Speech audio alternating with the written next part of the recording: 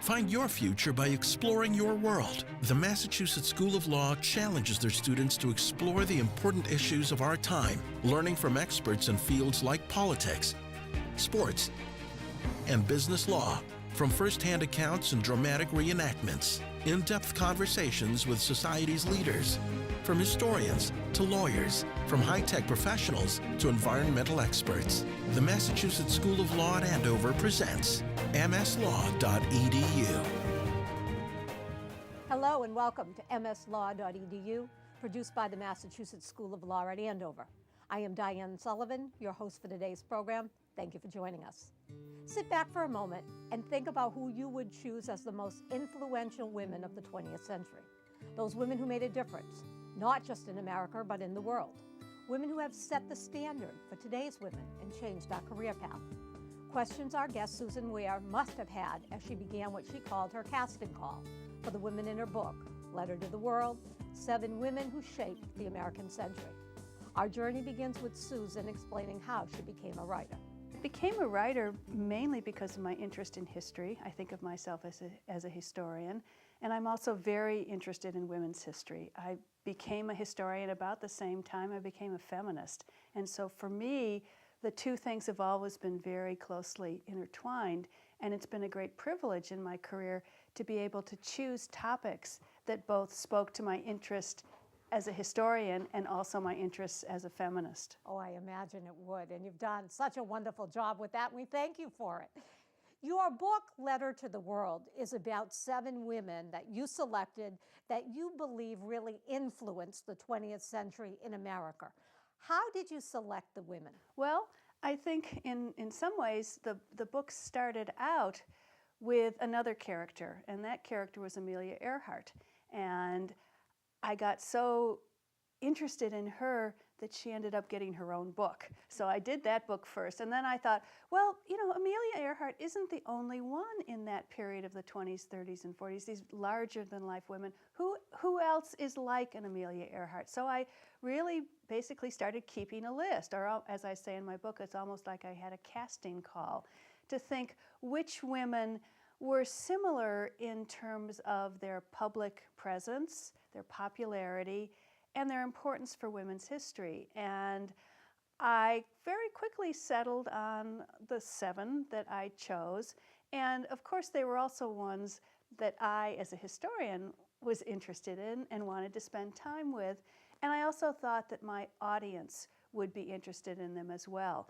And there really is a way in which each of my women, you can spend a little bit of time with her in a chapter and meet her, and then you can move on to someone else. And that was the deliberate structure. And I thought, well, what fun to be able to introduce 7 amazing women in the context of one book, and just as important, what fun for me to be able to write it. It was a wonderful experience for me as a reader. I so much enjoyed it. So my compliments to you on that. What is the significance of the title, Letter to the World?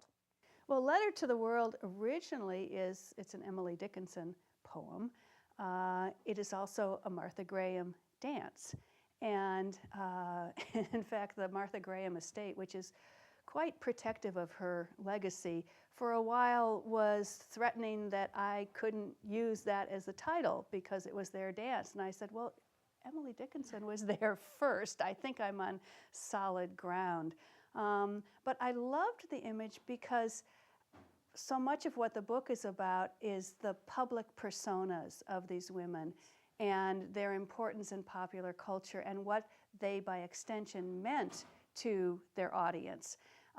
And the phrase letter to the world just seemed to sum that up so well, that their lives were their letters to the world. And now we, modern audiences who didn't necessarily grow up with them or know them, can read those letters. Yes. Eleanor Roosevelt was your first choice, who you portray as the most significant woman in all of 20th century America. Not just me. There's pretty much agreement about And that. I agree with that. And I think most people would. Maybe Hillary is now a rival. But that's true. But short of that, I think we see her as probably the most inspirational woman of all. So tell us a little bit about that selection. Well, I felt that she was so important in terms of setting a standard for what women could do in public life, both as the wife of the president and as an independent person and actor on her own. And she also seemed to have such an interesting personal trajectory, where she starts in a very traditional marriage and with low expectations for her as a woman. She could have just been a wife and mother. And she just explodes those categories and kind of runs with it and makes her way, and then makes such a difference to the world, not just to the United States, but to the world in the 20th century. And so she seemed the place to start, because if you don't start with her, then everybody else has to follow her. That's right. It's a hard act to follow. Would it be accurate to say that for Eleanor, she saw the world as needing improvement, and she was about to undertake that type of improvement? Mm-hmm. But it took her a while to get to that stage, and of course she had amazing opportunities to do it. Why syndicated columnist Dorothy Thompson? Well, I was to follow Eleanor Roosevelt and also to recapture someone. I think Dorothy Thompson is, of my 7 women, the one that is the least well known now, although sometimes I wonder how well any of these women are known. But we'll talk about that's that. That's another story.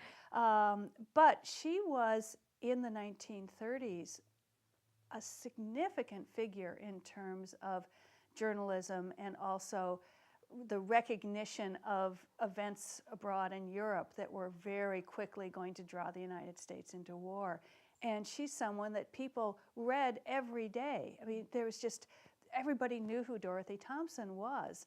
And so I think, again, to capture the way in which women were playing roles that they hadn't played before, her as a journalist and then as a syndicated columnist who's really affecting the discourse about peace and war in the 1930s and 40s, that I really wanted to give her a place.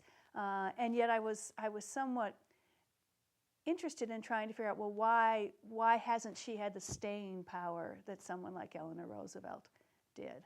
You label her to be a one-woman crusade against Hitler, and I think so many people didn't realize that as a part of our history. Yeah, and it was a very important, she was saying things that needed to be said. That's right.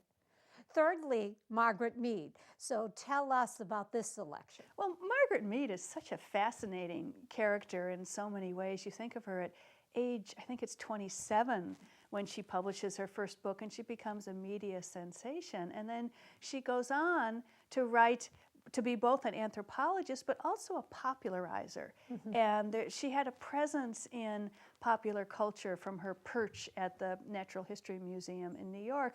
And what's interesting to me is that she talked a lot about women's issues and gender. And so I was able to use her to talk about, see what people are saying about these issues right. from the 20s really through the 70s.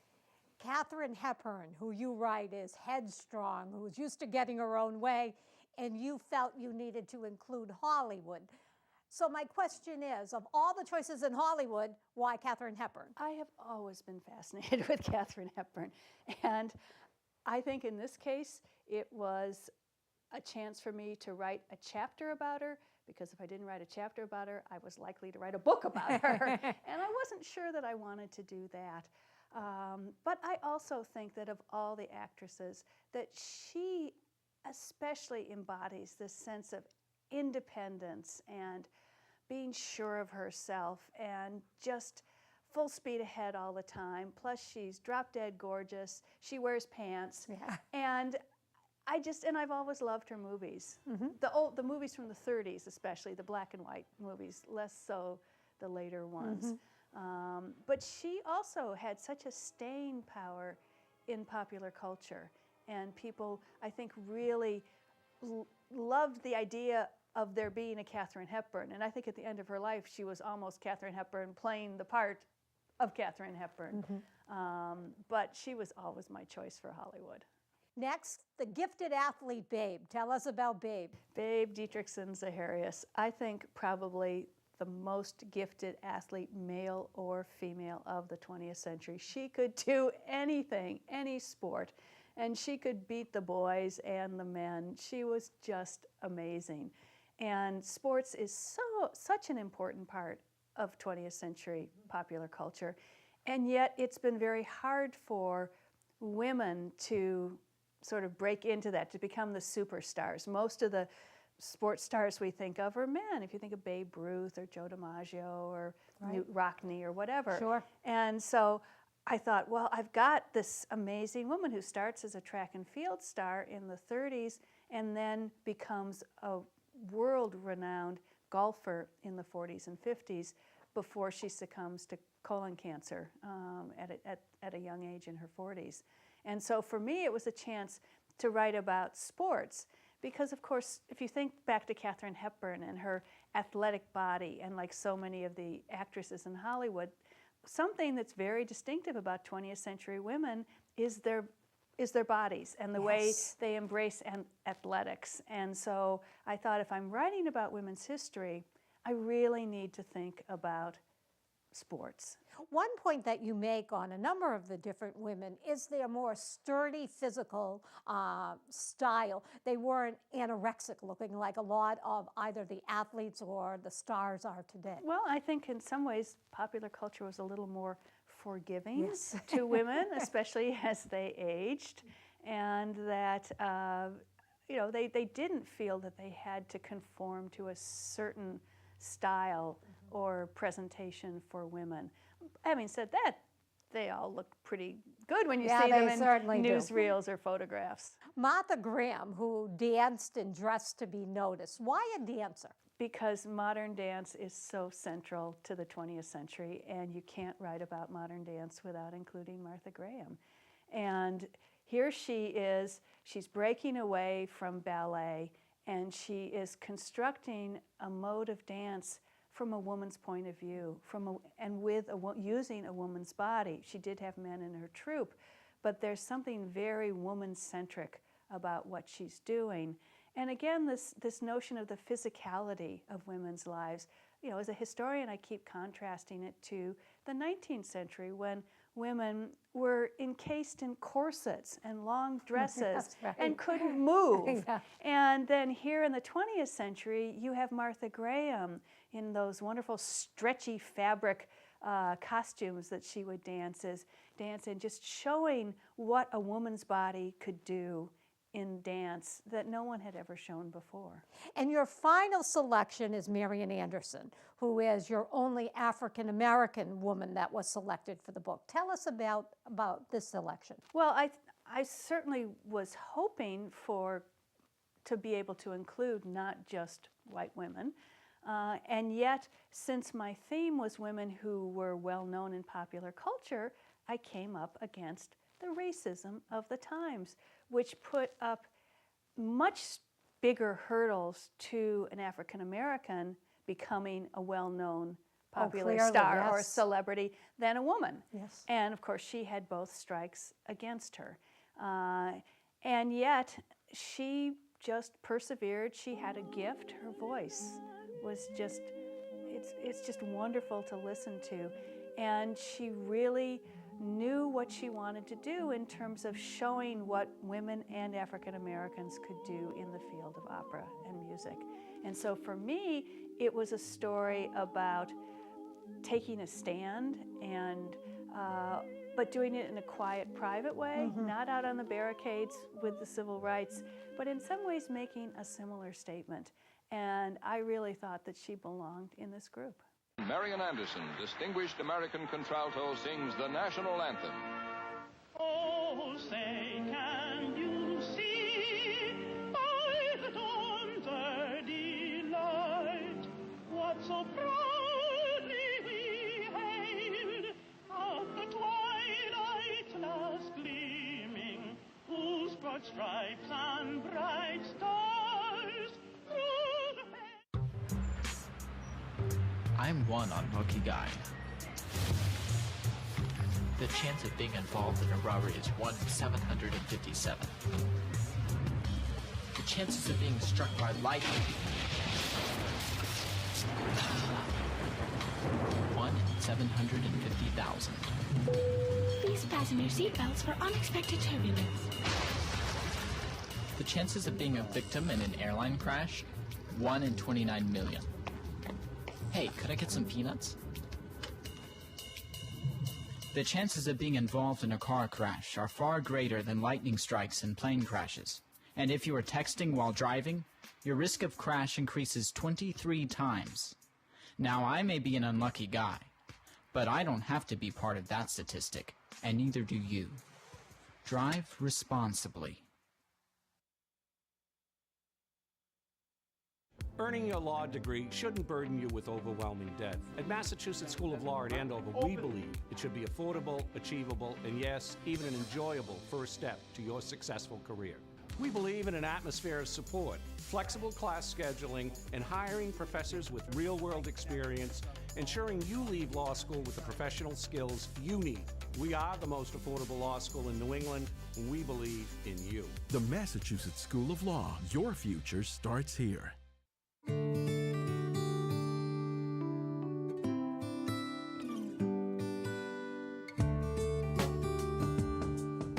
How did these women portray new images of female achievement and celebrity status? Well, I think the newness of them and their importance for women's history is that they are all functioning and thriving in fields that 50 or 100 years before would have been closed to women. So you have Eleanor Roosevelt becoming an ambassador to the United Nations, or you have women actresses in Hollywood, or syndicated, newspaper columnists, or opera singers. And these are all new roles that women are taking on. And so I really wanted to be able to show the sweep of the new opportunities for women, because of course that is one of the main themes of 20th century women's history. Was there a singular characteristic or characteristics about the women that you focused in on? Well, there's their gender. They're all women. Yeah, that's And that's one. I think that is a big part of it. I think I was most interested in looking at their role in popular culture.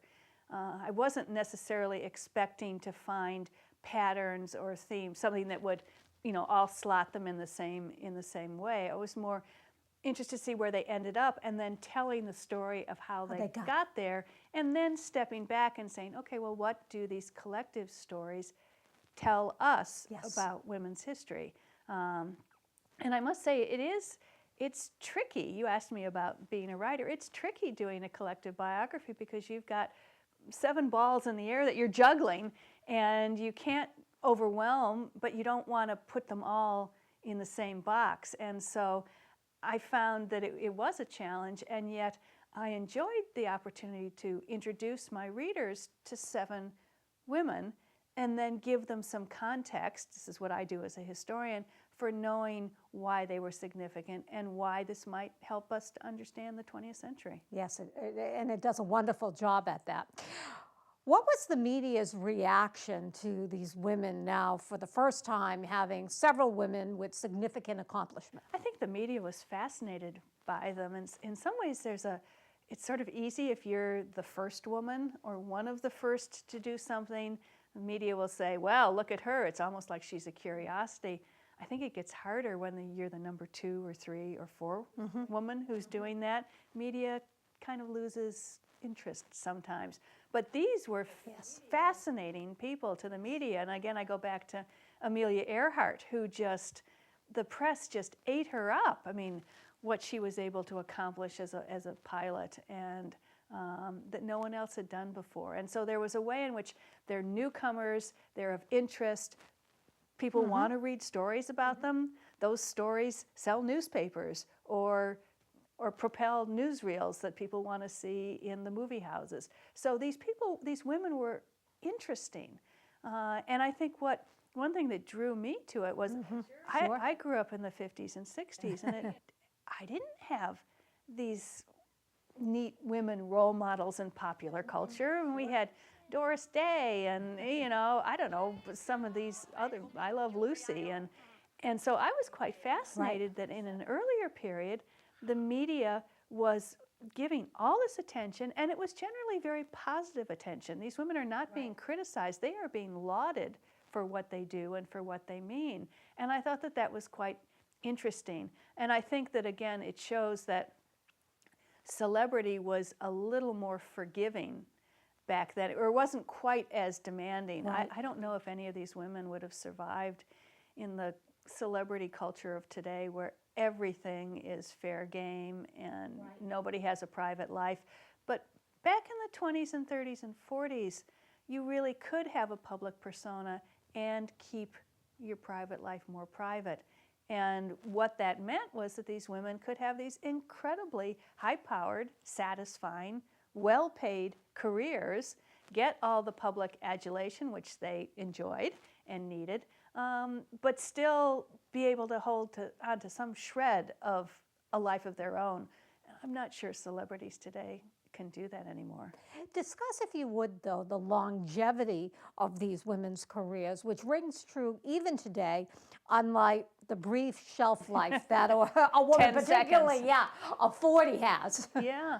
No, I think, again, that was one of the things that attracted me to them, that they were able, in pretty much every case except for Dorothy Thompson, to maintain a lifelong presence in popular culture. And as you just pointed out, especially for women, as they age, this is a challenge. But remember that these women were in popular culture and were being featured because they were interesting women. It wasn't because of how they looked. Yes. And, you know, Margaret Mead at the end of her life got quite chubby, but that was what she looked like, and that was what people expected. I think they also worked very hard at keeping themselves in the public eye. And I think there is a way that I sort of learned as I was writing, because I began to see it. Once you've been in the public eye and you've been on the cover of Time magazine, or you've had all these newspaper reporters following you around, well, if that stops, you think, well, where's my public? Why aren't people interested in me anymore? And almost all of these women actually managed to find ways to keep the public interested in them at each stage in their career up until the very end. And, you know, with Martha Graham, she had her dance company, but she was still dancing. Yes. And Marian Anderson was able to sing, you know, she was for quite a while, and then, you know, would do concerts, but there are ways in which then she could still keep herself in the public eye. Eleanor Roosevelt and Margaret Mead were such workaholics that they practically were working until the day they checked themselves into the hospital to die. And I think they needed that. And, you know, part of me thinks, especially with Eleanor Roosevelt, that if she had just been supposed to, when she retired, sit around and knit, she would have gone crazy. I think all these women would have. They loved being active, and they had so much to give. And I think they knew that. But they worked hard at it. You know, I think one of the themes that comes through with all these women is that nobody's handing them their success. They are working hard to make it happen. And that suggests that there was more than a little bit of ego and ambition behind these careers, that they really, and luck, all those things that go together in anybody's life. Are they then role models? Do they provide a blueprint for success in today's world for women? I think they're role models, but not necessarily in copying their specific lives or their choices. I would see them more as role models in popular culture of showing women that if there's something you want to do and someone says, no, you can't do it, then you can point to Eleanor Roosevelt and say, well, look at Eleanor Roosevelt, or look at Margaret Mead, or look at Babe Dietrichson. People told them no, and they just said, well, I'm not going to listen to that. And so in some ways, it's a way of encouraging dreams and aspirations. Now, not everybody is going to have the opportunities that an Eleanor Roosevelt did, or a Margaret Mead, for education or all kinds of things. So it's a role model, but it comes with strings. It doesn't work for everybody. But I think it's also very important, just if there are going to be these popular figures in popular culture that are looked up to, there better be women as well as men, or young girls when they're growing up are going to get the idea that the only successful folks are men. And so I think that the importance of these women is just showing to whoever happens to pick up a newspaper or open a magazine or see a newsreel that there's an accomplished woman up there. She's not a freak. She's being treated seriously. She's making a contribution. And that says something about what women are accomplishing. It's not necessarily shouting feminism in anybody's face, but in many ways it is a statement about women's capabilities, which is, of course, what feminism is all about. Would it be accurate to say that the women all shared a concern for meaningful work? This was very important to them. And I think, again, if you think about the lives, the traditional lives that women have usually led, it has revolved mainly around their families. And I think what this cohort of women realized was that there are other ways than by being a wife and mother to lead an interesting life. And they had nothing but praise for the women who chose to lead those lives. But you almost get a sense that they're saying, but it's just not right for me. Right. I can do more. And of course, we've always given those options to men, and I think they're claiming them for women. Did these women, any of them, find true love, or was it career? Well, no, true love. How am I? I'm a historian. How can I define that? I think traditional. Traditional. Well, Margaret Mead had this great quote about marriage. I'm not sure I can quite bring it up, but it's something about you should always marry someone who shares your interests, and it will make for a wonderful marriage. And I did that with each of my 3 husbands. Right. So I think that she did. But many of them had quite complicated marriages. If you think about the marriage of Eleanor and Franklin Roosevelt, well documented, a great political partnership, but not exactly a love match. Many of the women you write about in the book also had loving relationships with women. I wonder if you'd comment on that. Well, I think that's one of the things that probably will surprise people now. I think we're living in an age, in the 21st century, where all of a sudden we're much more aware of people who are identified as gay. And yet there's a whole past history to that where many women would be in relationships with women, sometimes they'd be in relationships with men. It wasn't all so cut and dried. And part of it was an element of an experimentation. And there was also more freedom to do it because it was a little more private. You didn't have to make a public statement to the world about your sexuality. And yet I think it is important for us to include those kinds of relationships between women in our understanding of how women have lived their lives, the history of homosexuality, the place that plays, and just how much more accepted or more prevalent perhaps than people would realize it was. A little bit of a different topic. Hepburn and Graham carry on long-term relationships with men who could not or would not leave their wives. Why? Maybe it had its benefits. I think Katharine Hepburn got to have a relationship with Spencer Tracy that lasted for many years. When you actually look at the amount of time they spent together, it's not actually all that much, and yet I think they both benefited from a sense of being a couple. And with Martha Graham, it's complicated. I mean, she was so involved in her work, and she was just so focused on it. It's really hard to imagine her in a relationship, a traditional relationship. Am I wrong to think that perhaps these women didn't want to ultimately ever have to subordinate themselves to a man, so it was easier to have a relationship as opposed to a marriage? Yeah, I think that's probably true because, of course, these women are all trying to sort of make up their lives as they go along. This is before the modern feminist movement of the 60s and 70s that taught women like me that I had choices and that I could do what I want. There really wasn't an active public feminist movement at the time that was helping them think those things through. And they're sort of, as I said, making it up as they go along. I wonder if you might comment on Marian Anderson, who is criticized by the media for marrying a man, or maybe the general public even, who passes as white. I wonder if you would shed any light on that. Well, it's a very complicated question in the African American community, the question of passing, and yet people did know that he was African American, and so I think that there's a way in which there isn't so much that you can really say about that, except that it is very much of that moment in the 40s and 50s, and that for some people, the only way to have a professional career was to be able to pass. Right. And I think that just speaks to how deeply ingrained the racism was at the time. Right. It's not that we don't still live in a society where racism is a factor, but in the 40s and 50s, the South was still segregated legally, and it's a very different world. And so what you have is a marriage that's trying to navigate some of those complications. Sure. And of course,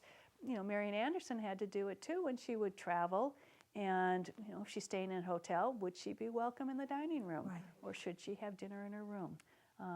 Luckily, those kind of things don't happen anymore, but they were just a fact of life for her.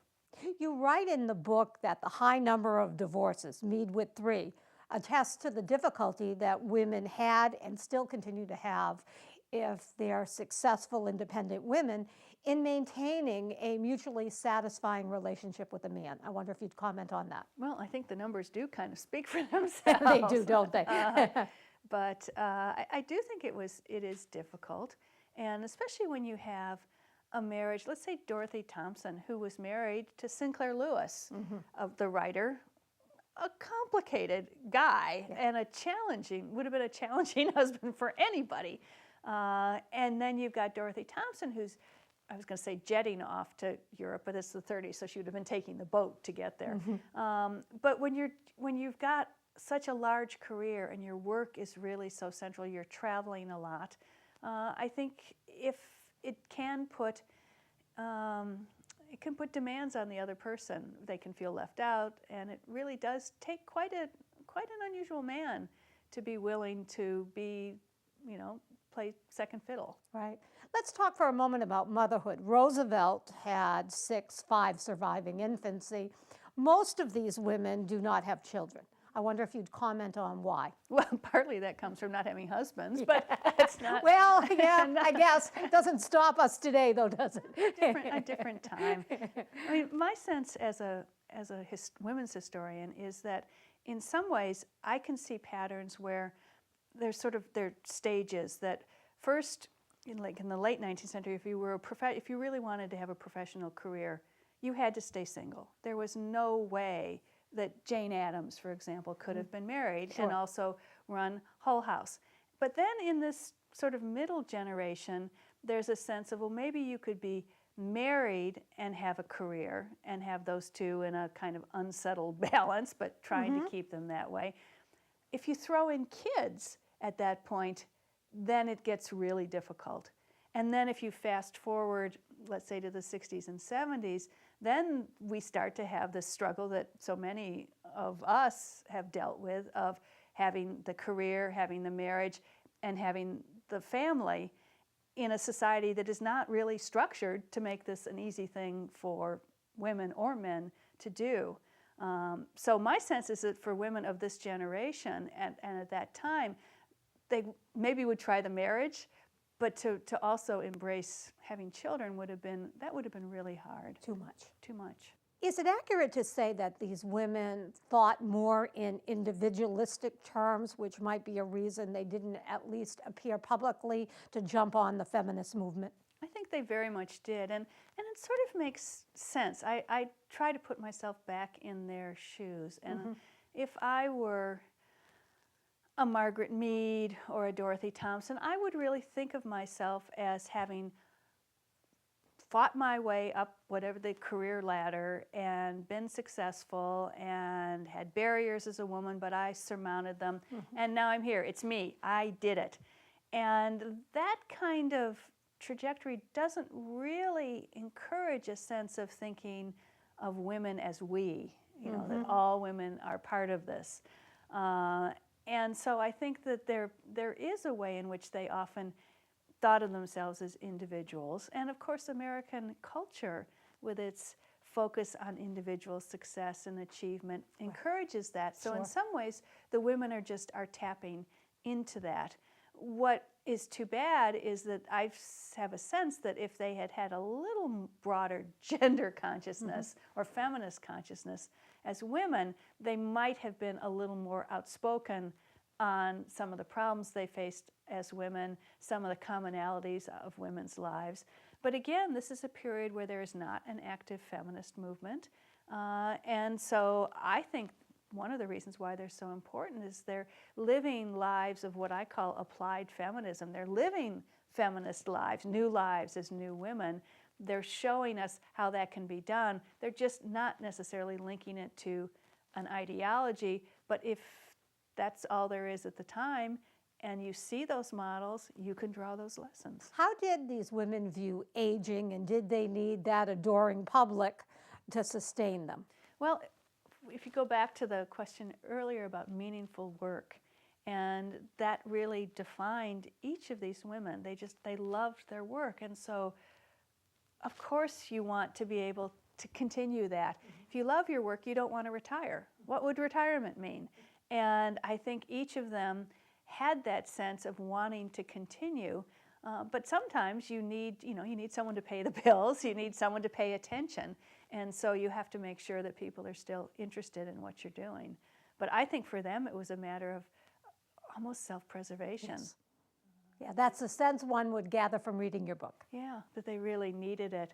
And yet if you're thinking about a model of aging, being so involved in what you love doing, it's not such a bad one. No, it's a very good one, actually.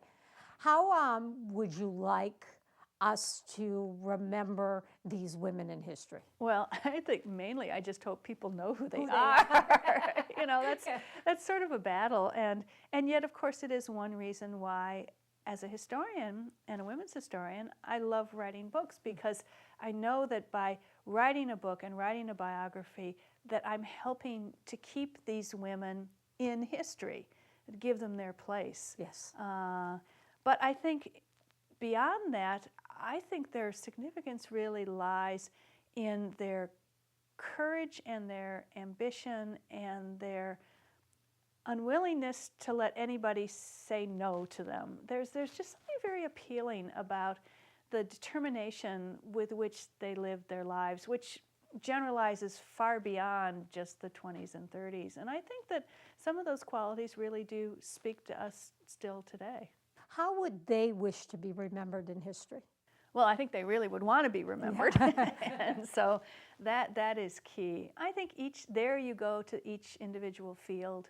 And certainly Martha Graham is so central to modern dance, and Marian Anderson in terms of classical music. So they would see that as their field and really want to be able to be recognized alongside comparable women and also the comparable men. Again, it's when we think of whatever field it is, we want to make sure that our vision includes women as well as men.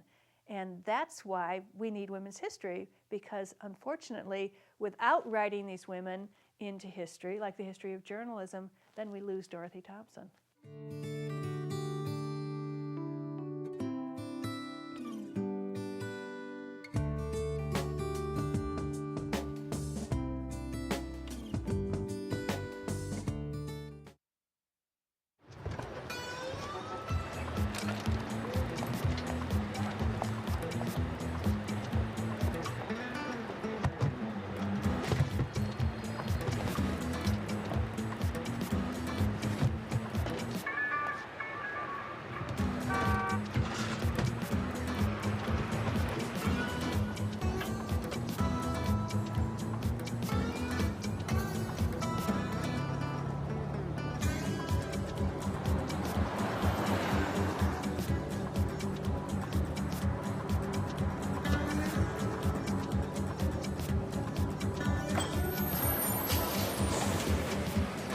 It's a short ride from your neighborhood to your naturehood.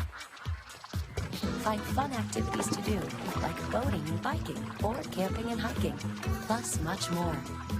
To find a neighborhood park or green space near you, visit discovertheforest.org. I remember the day my future started. Walking with Bo, thinking about my life.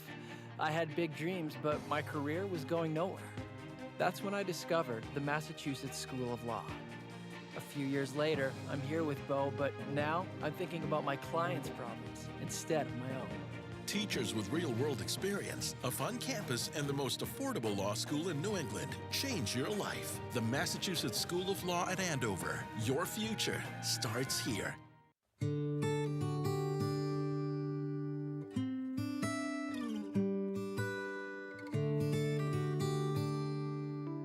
Let's take a few minutes and talk a little bit more about some of the women in more significant detail.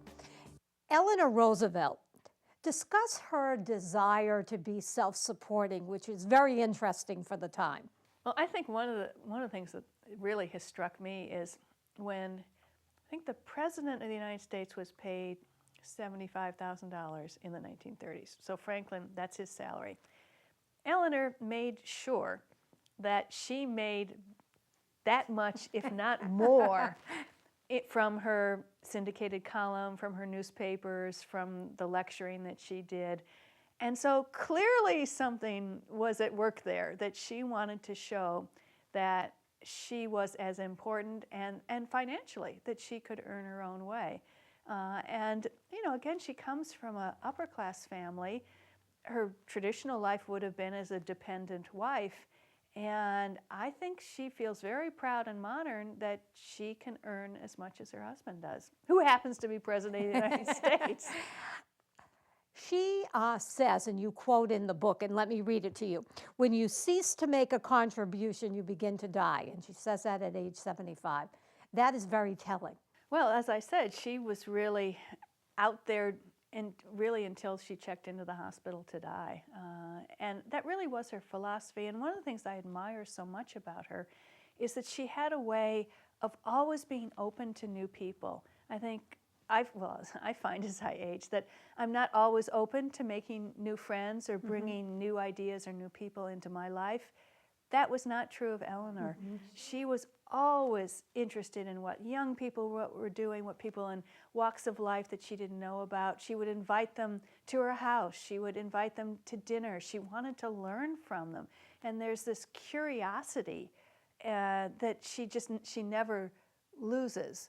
But part of that is also, I think, it's a way for her to fill her time. She would, if she didn't have that constant input, then she were just sitting on her couch by herself, I think she would have been pretty miserable. But she was able to use her curiosity about people and then use it to fuel her new interests. It would just lead her in new ways, the way she became so interested in civil rights at the end of her life, for example. Dorothy Thompson was not seen as one of the boys. She liked women, had very close friendships with women, which was different for a columnist of that time.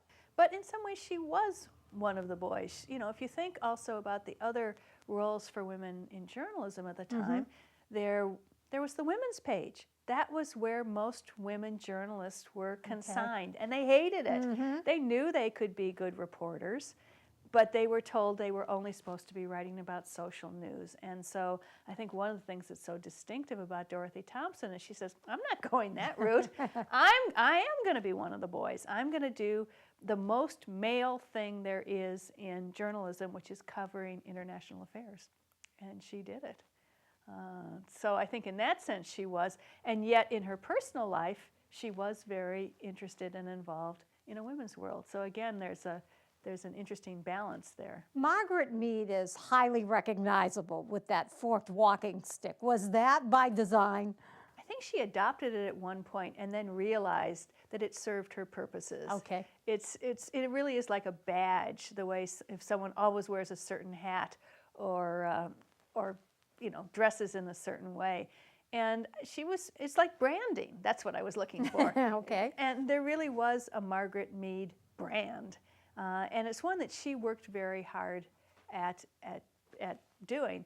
And yet it's interesting, here she's an anthropologist. How many other anthropologists can you think of None. that have become popular figures or Right. intellectuals? And so it's, she was really good at it. Why did she study women and children? I think she was very interested in them, and it also was a way to get a new perspective on a culture. I wondered if in part it was so she wasn't competing with the men so much. Well, sometimes women do choose topics just because they're not seen as important, but then I would turn it around and say, but she had insights on these societies that she studied that would not have occurred That's right. if they had only been looking at the public leaders and the men. Yes, great point. And so I think in that sense, she sort of took it and used it to her own purposes, but then also used it to get people thinking about things. I mean, her first book about coming of age in Samoa is about adolescence. Yes. It was a topic that was very much on people's minds in the 1920s, because these young girls were growing up in very different ways than their mothers had. And so she's able to tap a topic, female adolescence, but also pitch it in a way that it resonates in American culture, and that's what she did so well. Her idea not to speak out against anything, but to always speak positively. Wouldn't that be nice today? That was a very short-lived idea. No, I think that was her approach. She was subject, though, to heavy criticism after death, you point out in the book. Why was that? Well, she was a controversial figure in many ways. I think that some of her anthropology findings have not necessarily held up, but nobody's research from the 20s and 30s really has. And whenever I see something like that where someone's really gunning to shoot down the reputation of a woman, I think there's some other agenda here. Okay. That they're going after her because she's a woman and she's threatening, and that probably wouldn't have happened to a man, that his work would then have been seen as an important step, but then perhaps later it's been revised, but when it's a woman and she's an uppity woman, here's a chance to shoot her down. And if Margaret Mead had been alive, well, while she was alive, she did fight back. Katharine Hepburn, who you pointed out earlier is perhaps the most independent of women, what role did her mother play in all of that?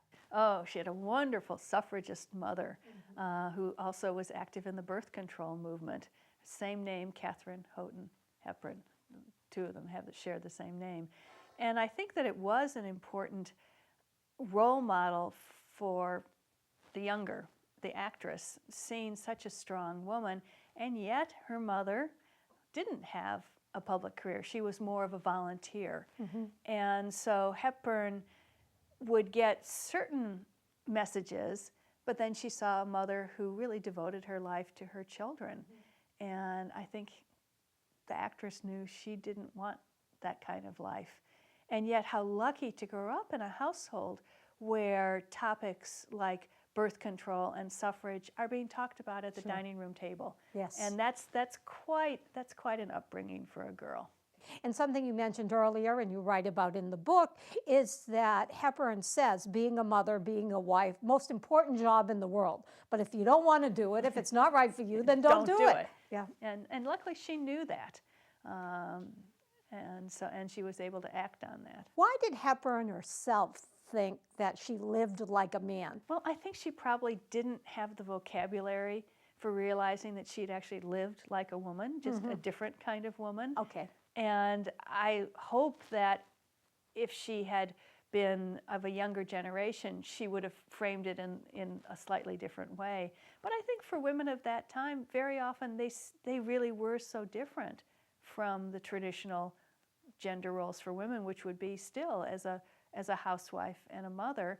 And so unless you think there are three sexes, there's men, there's women, and there's me, you really almost do have to think of yourself as being like a man. Yeah, fair point. And yet, she's definitely a woman. And so I think that one of the things we always need to remember is she was able to accomplish these things as a woman, and we shouldn't deny that, even if she says, oh, I'm just acting like a man. Babe, you point out, most talented athlete could beat the men. I hope you'd reiterate that again.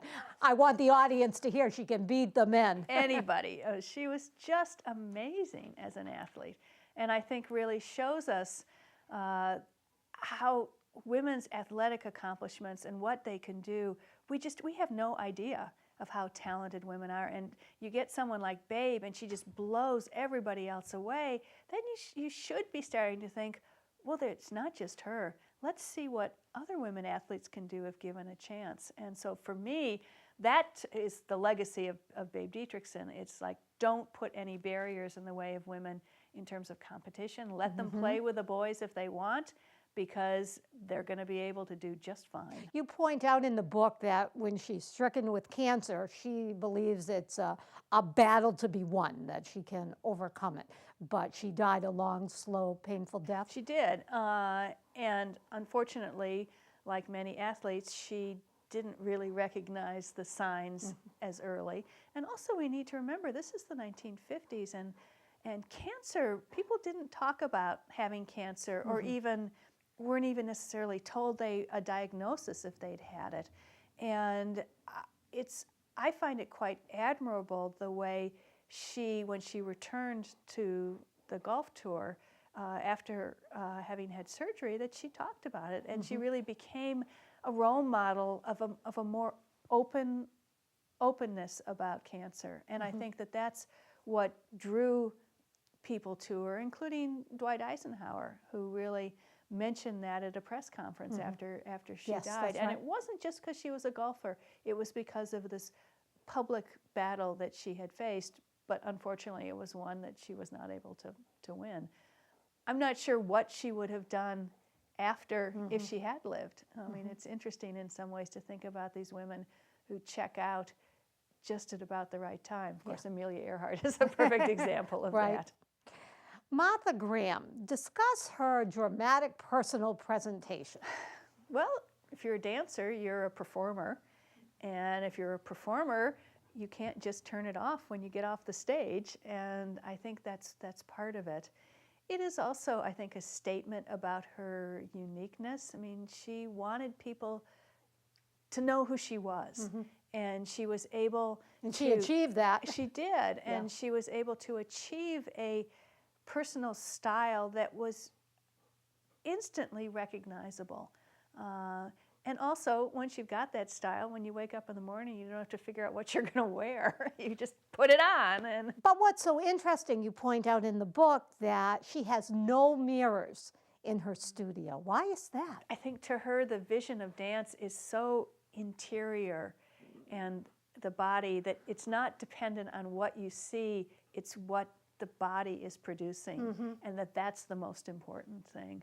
And a point you also make somewhere in the book is she doesn't see it as her job to be beautiful or pretty. That's not, something that she has to do for the public. Yeah, no, I think she wants to be distinctive. Yes. But she's not, and that's also, I think, a reaction to ballet, because if you think about ballet, there are those women in their little tutus, and they're supposed to be beautiful, even though they're incredibly athletic. And so she's reacting against that with a starkness of the costumes that her dancers wore that really are to draw attention to the dance movement, not to the costume. What was it like to work in her company? I imagine that if you had Martha Graham for a boss, you probably expected to get phone calls at 2 in the morning and to be working every weekend and be at her beck and call. It's a way, I think in some ways it's true of many people, creative people in the theater. It is just, it's 24/7. And also she was the visionary, and the people who worked with her were trying to implement that vision. So they were taking orders from her, they were following her directions, they were trying to implement her vision. And I suspect it would have been hard, and yet what an education that would be. And then when you look and you see the women that she trained, and men, who then went on to found all of the major dance companies across the United States, you see the influence that she had, and it's truly phenomenal. But I imagine while it was going on, it probably wasn't all that pleasant. I think she would have been a hard person to be around.